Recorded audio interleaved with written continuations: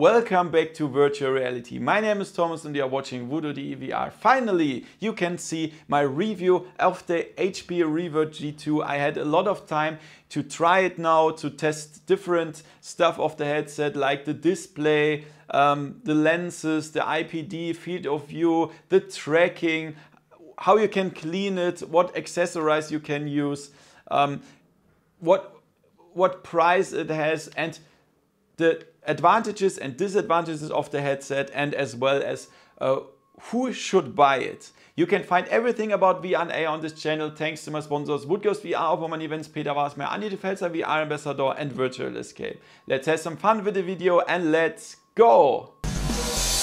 VoodooDE. Let's talk about the design first. So it's a really normal design, nothing special here. It looks pretty standard. It's not reflecting here, so you don't see the fingerprints too much. If the HP Reverb G2 is switched on, this HP logo glows white, and that's really cool. I love that. It's a cool design.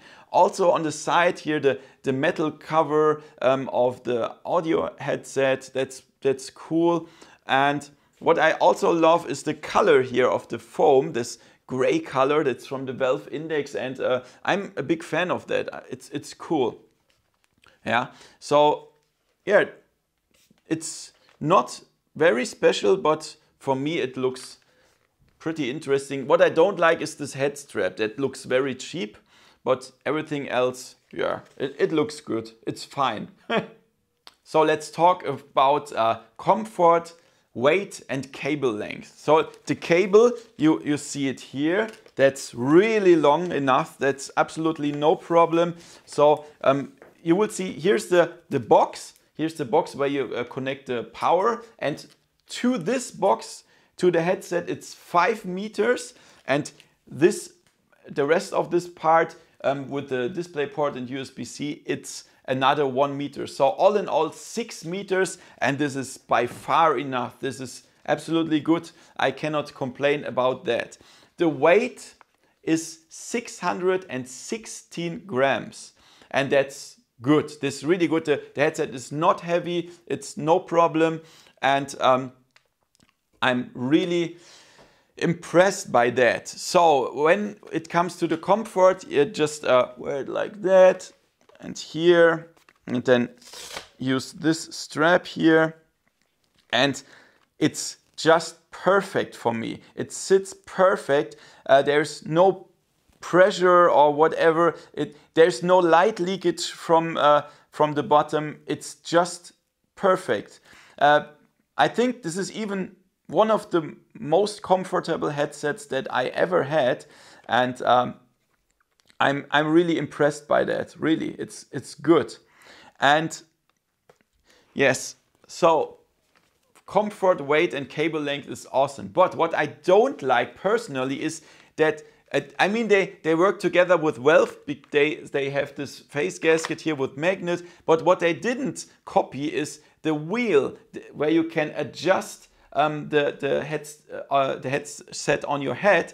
And for me, this is not good. So you need to use the strap here, and that's not good. But we know that this headset is in first line meant for simulation fans, racing simulation, flight simulation. And when you sit on your chair and the wheel comes on the chair, it's perhaps a little bit uncomfortable. And this is the reason, I think, why HP didn't use the wheel here. It has 2 sides. For simulation fans, it's good that it's missing, but for me, I love standing experience and room scale experience. I want to have that, yeah, because this is not so comfortable to adjust. However, the comfort of this headset is just great.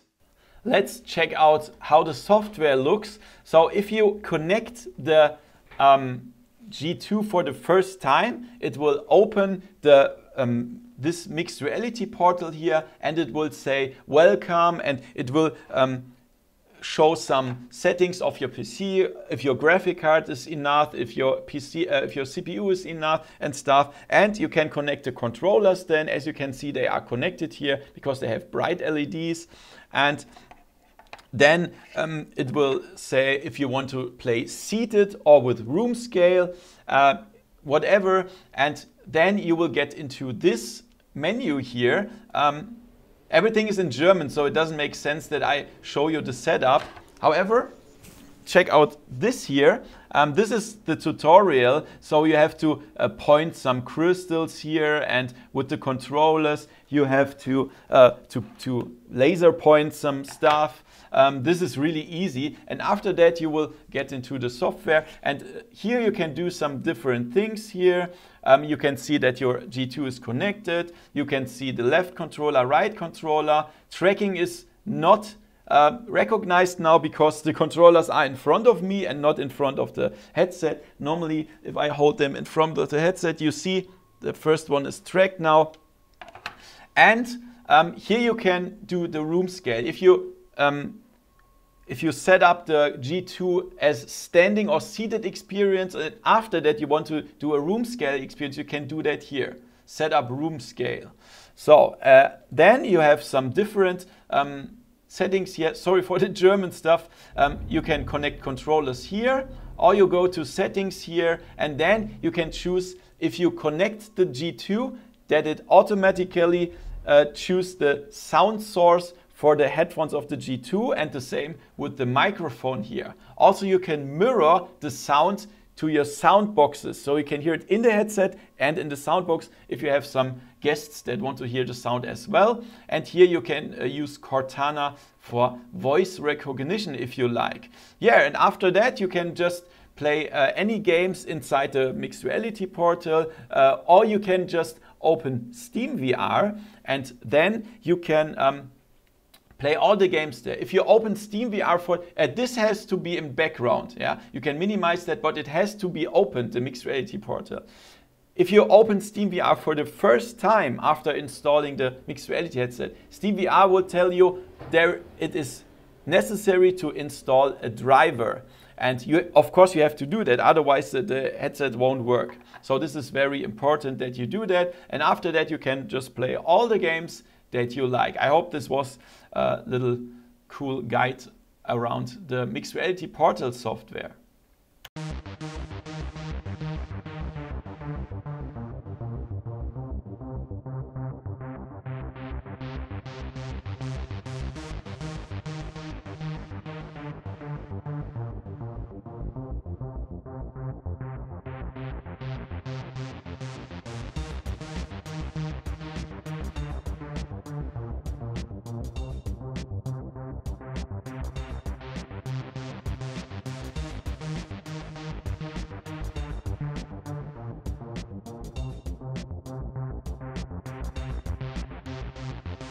Okay, and then let's talk about a very important part, the display.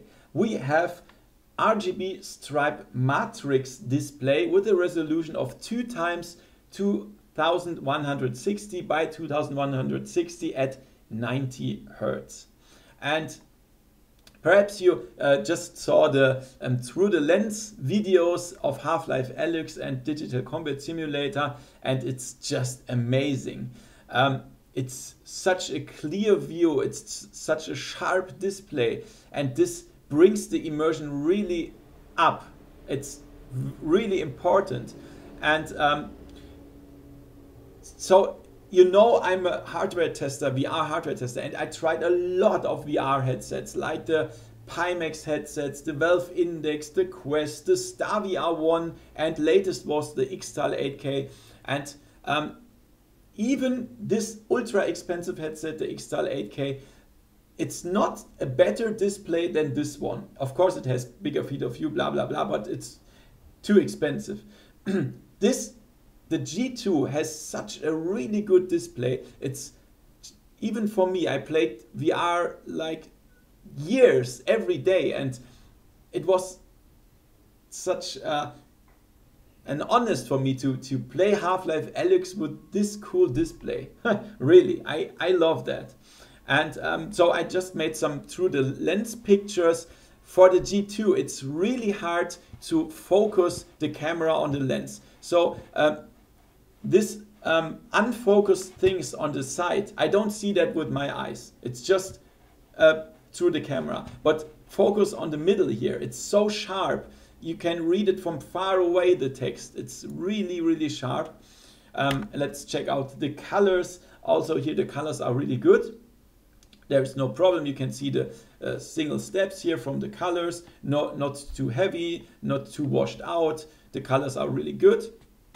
Also here, the black levels. I mean, we have an LC display. You have to notice that this is not OLED. Of course, OLED has the best black levels. But even with this LC display, it's great. It's not something that I would say, oh no, I want OLED. It's good. You notice it, but it's absolutely no problem even to play dark games with it, I must say. For the God rays, you see that here, this is a God ray glare test. The G2 has Fresnel lenses, and here you see a little bit of glare, yeah. And this is normal with Fresnel lenses, but these lenses are pretty good. You notice that, but it's not immersion killing. It's just a little bit. Not with the Valve Index, you have a lot of glares, and this is disturbing. But this here, it's fine. It's absolutely fine. So for the God rays, yeah, that's absolutely no problem. Next thing, here's another picture of writings. And even the smallest font here you can read without problems. It's pretty sharp here. The next one is the screen door effect. So as I said, it's hard to film through the lens. There is no screen door effect that you will notice with your eyes in this picture. The lines here are from the camera. The next one is ultra zoom. This is the highest zoom of my camera. Here you can see some of the pixels, but you will not ever see that with your real eyes because it's so hard to zoom. For me, with my eyes, I don't see the screen door effect. It's just amazing. That means you can also work with the VR headset, like the desktop, or yeah, write some stuff here and see some stuff there. Even the smallest fonts, and that's good. Yeah. The 90 Hertz, for me, it's not a problem. Some people would say I want 144 with the Valve Index, or 180 like with the Pimax 5K Super or whatever. But for me, I don't need that. 90 Hertz is just great. There's no flickering, no immersion killing with that. So the display of the G2 is really good. It's one of the best displays that I've ever seen in virtual reality. Let's talk about the sweet spot. I can tell you the sweet spot is really good. Although other people say it's not good for them, they see not sharp on the edges, or if they wear the headset, they have to focus that on the right spot. For me, it's absolutely no problem. I see sharp everywhere, even at the edges, and when I put it on, it's absolutely clear view directly. So for me, the sweet spot is really good at this headset. When we talk about light leakage from the bottom with the nose construction here, there is no problem. It's completely dark, and I really love that. There's also here, there is no problem with the sweet spot and the light leakage. Let's talk about the field of view. And before I present to you my personal results of the Test HMD tool that you can find in the description below, you can test VR headsets with that. Let me tell you that the field of view was such a strange topic. People fight against each other because somebody tells the people the field of view horizontal is over 100, and other people say no, it's just 85 and stuff. Why is that? And I even say the horizontal field of view is 78, which is even lower. Why is that? I can tell you. A field of view in VR is very individual, and it has it's the problem with your head or the eyes, or how far the eyes are inside your head. okay? The eye distance, the head shape, and how far the eyes are in your head. And as you can see, I have a small eye distance of 59.5, and that's pretty small. And my eyes are far in my head, and that is a problem. And that causes that for me, the Reverb G2 has the smallest field of view ever since I started VR in 2016 with the HTC Vive. I was so shocked when I placed the Reverb G2 on my head that I thought I looked through the toilet paper rolls, right? It's crazy. And now people ask me, why on earth did you not complain about the field of view when on your Oculus Quest 2 review? I can tell you, because on the Oculus Quest 2, as you can see here, I have a much bigger field of view. It was not a big problem for me, the field of view on the Quest 2, because it's much bigger than with the G2. It's crazy, but for me, it's that. Even for the Valve Index, when you compare it with your values from the Test HMD tool, you will have perhaps a bigger field of view with the Valve Index as well. So when you have a different IPD than me, like a 63 or upwards, then you will have totally different results here. And perhaps you don't even notice the bad field of view like I do. It's crazy. And then there's another thing. When you remove the face gasket from the G2, the field of view is brutally higher. So for me, it's even close to the Valve Index then. And so for me, HP didn't do a good job with the face gasket. It's just too thick. It's too far away from the lens. So the field of view could be much higher. So there are mods that you can print with your 3D printer. You can find the link in the description below. So that you can print your own face gasket and have a much bigger field of view. And that's crazy. So all in all, my personal opinion is that HP didn't do a good job here. It's just not the future of VR. It's just too small. It's just not a good construction of the face gasket. It's too far away. It could be much better. So for me, it's just a no-go. It's a no-go that for this reason, I will not play with the Reverb G2 anymore. And that's sad, because it has such a good display. Everything else besides the tracking is good. And it's so sad, really, for me. If you have the bigger eye distance, then it's much better for you, perhaps. Yeah, however, guys, that is the thing of the field of view. So let's talk about the controllers. These are mixed reality controllers. They are a little bit different designed than other controllers of Windows Mixed Reality. They have the buttons here, they have thumbsticks here. But all in all, I'm not impressed by these controllers. Why? So the first thing is they are really bulky. They are so big and they seem to be cheap. It's just cheap plastic. It feels like cheap plastic, and also the tracking is working with these LEDs. I will switch them on. You see that here, the lights, and the cameras of the headset will track these lights, and that costs a lot of battery power. And that means if you play, for example, with the Oculus controllers of the Quest 2, you can play hours and hours and days and days. This is even the first batteries that I got on the Quest 2, and I got them for 7 weeks now. And these controllers, and the Quest only has one battery. I will show you, give me a second, it's not so easy here. They have, the mixed reality controllers has 2 batteries, and they are empty in 6 hours. So you'll need a lot of batteries. 4 batteries for these both controllers, and you have to change them every 6 hours. Holy shit, that's crazy. That's not good. And the next thing is the haptic feedback is not as strong as I, for example, see that with the index controllers here, or with the Quest controllers. The haptic feedback there is much better. It's a little bit weak, I must say here.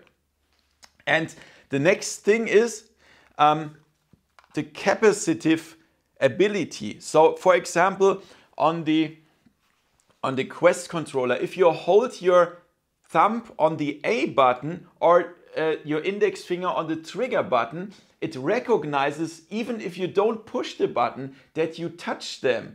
And that means you can do some gestures in VR. Like when I leave my index finger here, it does nothing. When I put it like this, then he will do a virtual pointing with the index finger like this. And this does not work with these controllers. They have no capacitive ability. The buttons are just buttons, nothing else. And that's not the future of VR. Definitely not. So all in all, it's just cheap. Another thing is that with the thumbstick, it feels a little bit, the rubber is missing here. So it's just a little bit, I would say, glitchy, or I don't know how to say that.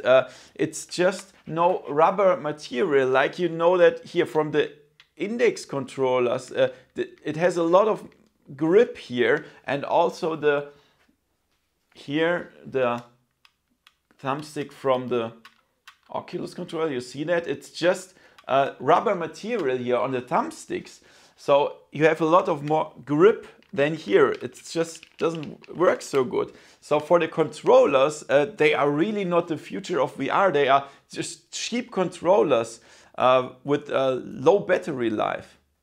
A really cool way to improve the tracking of the HP Reverb G2 is to add the index controller to the headset. It's not the way it's meant to play, but it's possible. It's expensive and it's a little bit tricky, but it will work. So what do you need? So of course you need the HP Reverb G2, then you need the index controllers, 2 of them. I think it's like $280 for 2 of the controllers, and then you need the base stations. 2 of the base stations, each is $149. And then you need 2 USB dongles to connect the controllers. All in all, you are around $620 for the set, plus of course the price for the G2. This is very expensive, but then you can use a tool, it's called OpenVR Space Calibrator, and then you can implement the index controllers to play with the HP Reverb G2, and that's really nice then. Then you have perfect tracking and the cool display of the Reverb G2. How does that work? You can find I will not show that in this video, it's just too much. You can find the link in the description below with a manual how to do that. It's a nice idea, it's pricey, but it's good to know that you can use the index controllers with the Reverb G2. Let's talk about the game compatibility. So you can play nearly every VR game with this headset. That means you can play nearly all the Steam VR games, and also via Revive, the Oculus exclusive games. Revive just tells the Oculus software that this is not a G2, it is an Oculus headset. So it fakes the Oculus support, and that means you can play all the stuff with that. So please note, when you see on Steam VR the compatibility list of a game, for example, a game shows that it's compatible to Oculus Rift, Valve Index, HTC Vive. And if the Windows Mixed Reality headset is not listed there, it does not mean that it's not supported. I can tell you that 99% of the games where the mixed reality headsets are not listed as compatible, it still works perfect with the headset. So it's just no problem. The only thing is the controller mapping of the Windows Mixed Reality controller sometimes is wrong or missing. For example, in the test tool that I used to see the sweet spot and all the stuff, the display quality. I cannot move with the thumbsticks. It's strange, it's just not mapped. I have to push the A button and move the controller forwards and backwards, and this is so strange. However, you can remap the buttons of the controllers in the SteamVR software, so it's a little bit tricky, but it works. You can play nearly all VR games with this headset. That's absolutely no problem.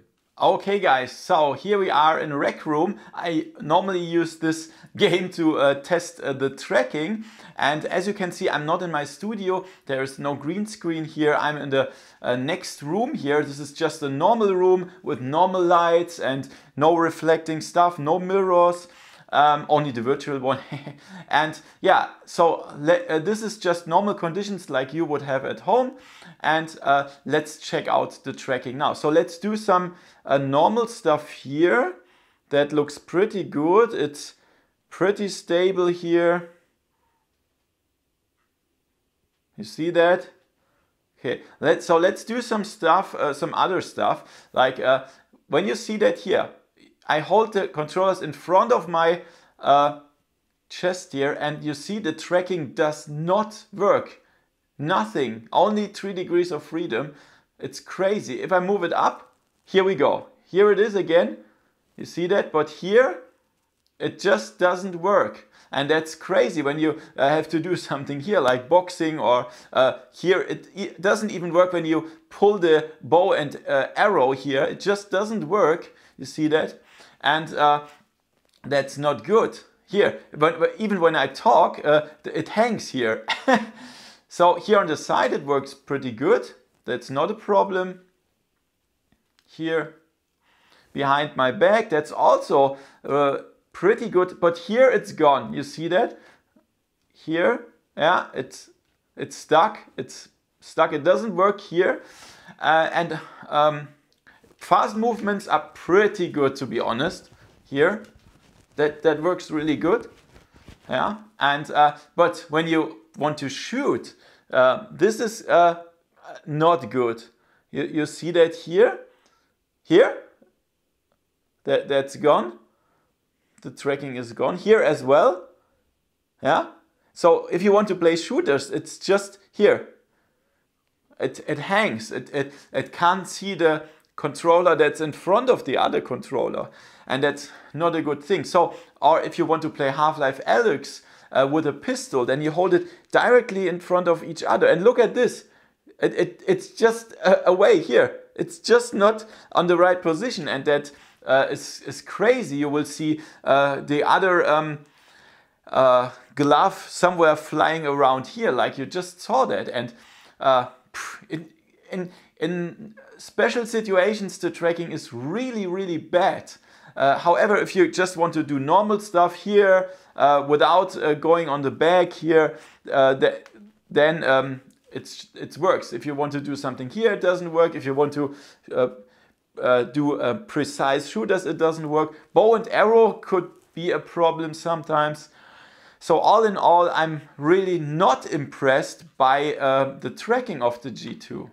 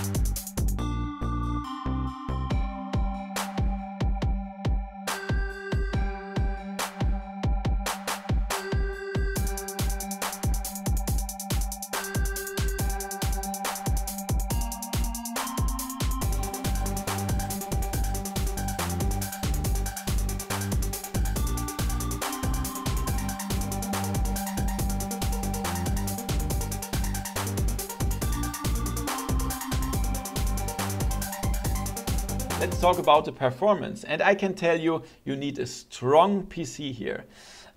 For me, I think there is still something wrong with the integration of Windows Mixed Reality into SteamVR or whatever. There is it's not like with the Valve Index that's directly integrated into Steam VR. It's just a little bit different. Even when you record some videos, the screen mirror, it stutters and stuff. It's not optimized still after all these years. And I think this causes that the Reverb G2 needs such a high performance.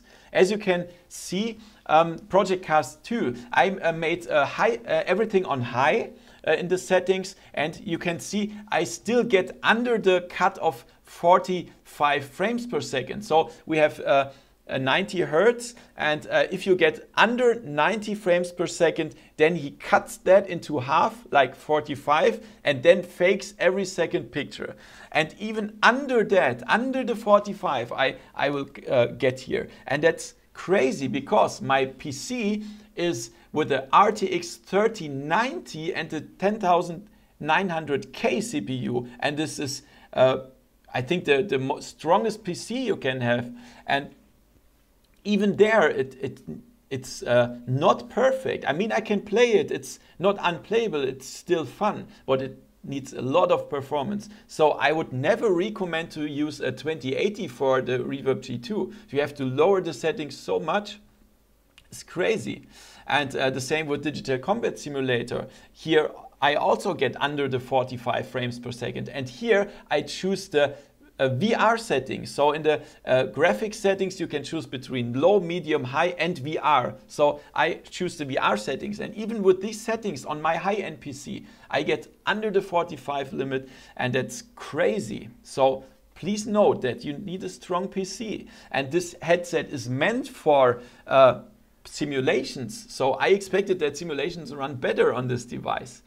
Some games, of course, like Half-Life Alyx, run always smooth. That's not a problem. But these games where the headset is made for, you see that you need a strong PC. The headset is not so expensive, but the equipment that you need is expensive.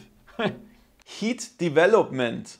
So if you play hours with the headset, I don't see any problem that it's getting hot or something like that, so that it's even in the summer heating your head even more. So it's just normal. It's not hotter than other headsets. I would rather say it's even colder than other headsets, and that's a good thing. So there is not really much heat development with the HP Reverb G2. How can I remove the face gasket and all the other stuff from the headset? So this is really good because HP worked together with Valve. You can just pull the face gasket and then you have it in your hand. It's magnetism, and that's really good. You cannot remove the foam here. It doesn't work, it's glued, but this is one piece. But there will be third-party accessories, I think, like from VR cover soon, and then perhaps you have a smaller face gasket that improves the field of view. That will be the case, because this one it's comfortable, but it's too big, so it reduces the field of view extremely. That was not a good decision in my opinion. You can also remove this part here. It has some clips here, but be careful so that it won't break. You can remove that. There will perhaps be some third-party apps as accessories as well. Then you can remove with the screw here. You can remove the headphones if you want to use Bluetooth headset. That works as well. So yeah, it's a good thing that you can remove all the stuff very easily from the G2. IPD adjustment. So this is possible with a small slider at the bottom of the HP Reverb G2. So you see that slider here? You can move it very easily here from there to there. And as you can see, it moves the lenses here. So that means you can adjust your eye distance mechanically, and that's very, very good.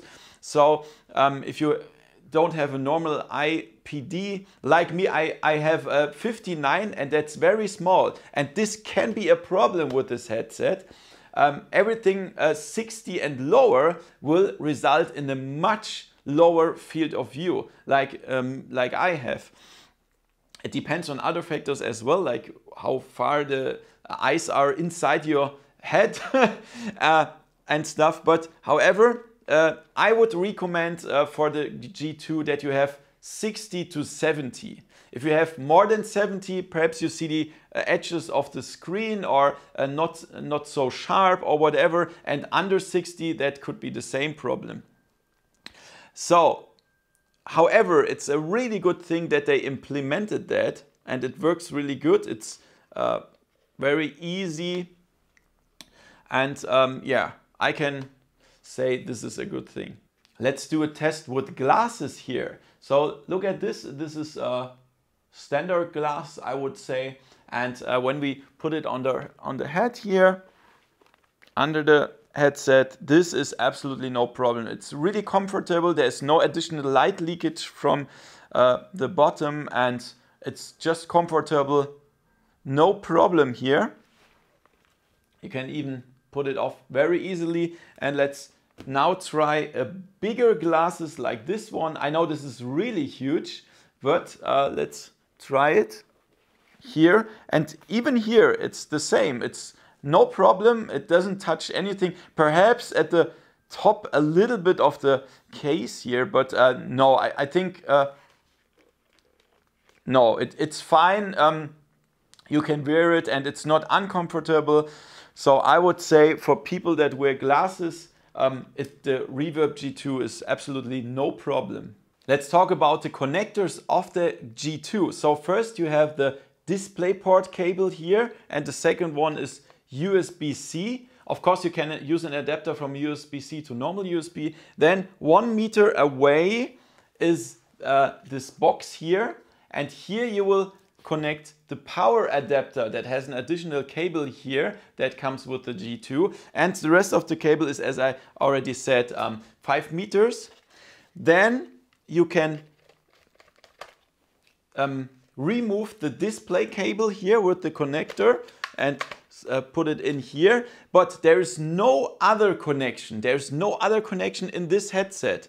Very important, there's no USB slot here or whatever, and also no audio jack. That means if you want to use your preferred wired headphones, this won't work. There's no audio jack. You can of course still use USB headsets when you remove the speakers with a Bluetooth dongle on your PC. That's not a problem, but no wired headphones here. This is a little disadvantage. However, the included sound is really good. Let's talk about the sound and the microphone. So as you can see, we have the two speakers here, and we can slide them left and right, and left and right and up and down. And it looks really cool. It has this metal cover here, and it's from the Valve Index because HP worked together with Valve. And the sound, when I wear the headset, you can see it here. They are not touching my eyes. They are flying over my eyes. And I really love that. I love the Valve Index speakers, and these are the same. So the sound is really fantastic. I love the sound, the bass and everything, the clearness of the sound. It's just fun to hear the VR sound of this headset. So I would never disassemble them or remove them and use my own headphones, because the integrated ones are really good. So there's no need to remove them, in my opinion. That's really a very good sound. What I totally dislike are the microphones. You can see them here, the microphones, and they really have a bad sound. So let's hear a short sample. Welcome back to virtual reality. This is the microphone test of the HP Reverb G2. So let's scream a little bit here to check out how that sounds, and a little bit quiet here. And let's do some pop sounds. Pop, pop, pop, pop, pop, pop. Yeah, and I think you can hear that this doesn't sound very good. It's bad. And I have no idea why they didn't work together with Valve here as well, because the microphone of the Valve Index is awesome and this one is not. You can check out the Windows settings to reduce a little bit the bad voice of the microphone, but all in all, the microphones are really, really not good.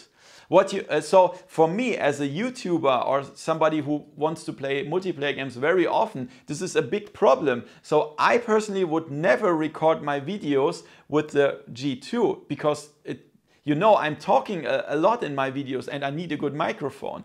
That is not good.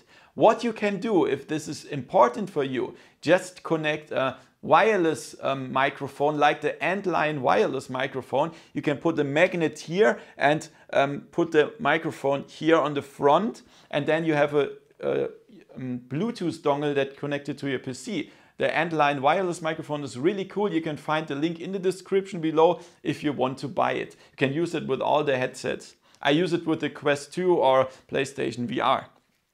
So all in all, the sound is really good and the microphone is not good.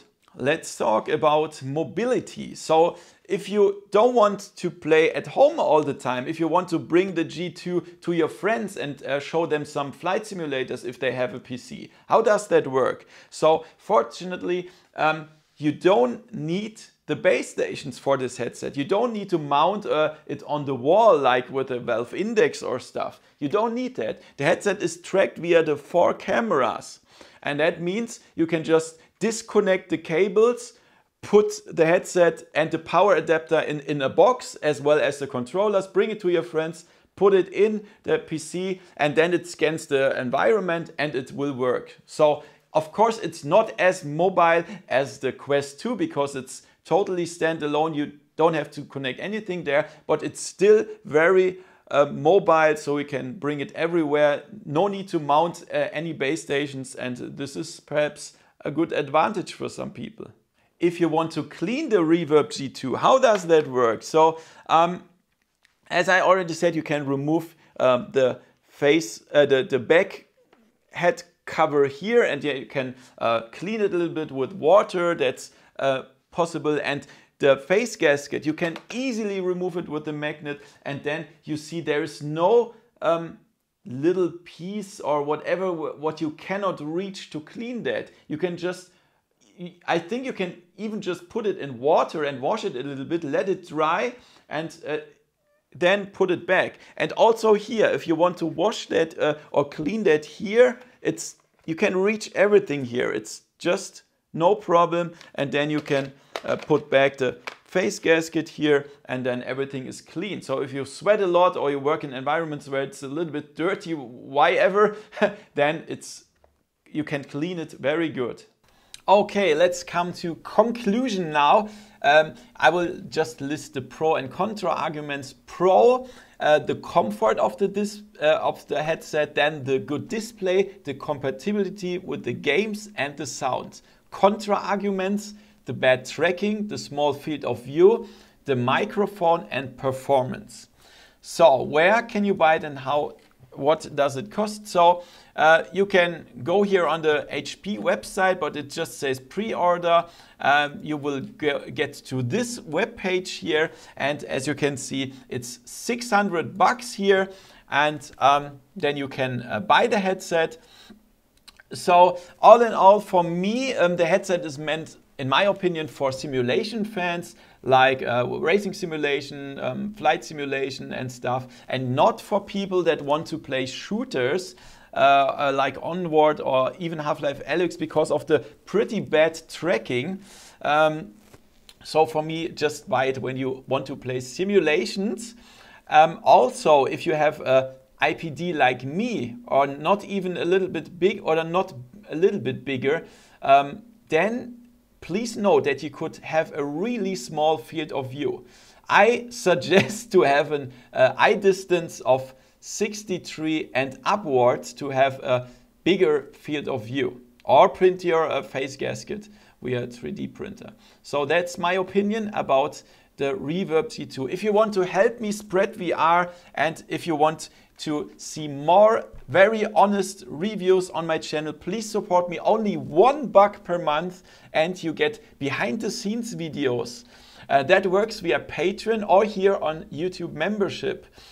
You can find the links in the description below and in the first comment pinned. If you don't want to give me money, then you can still support me for free when you go via my Amazon link and buy all your stuff there. That would be really amazing.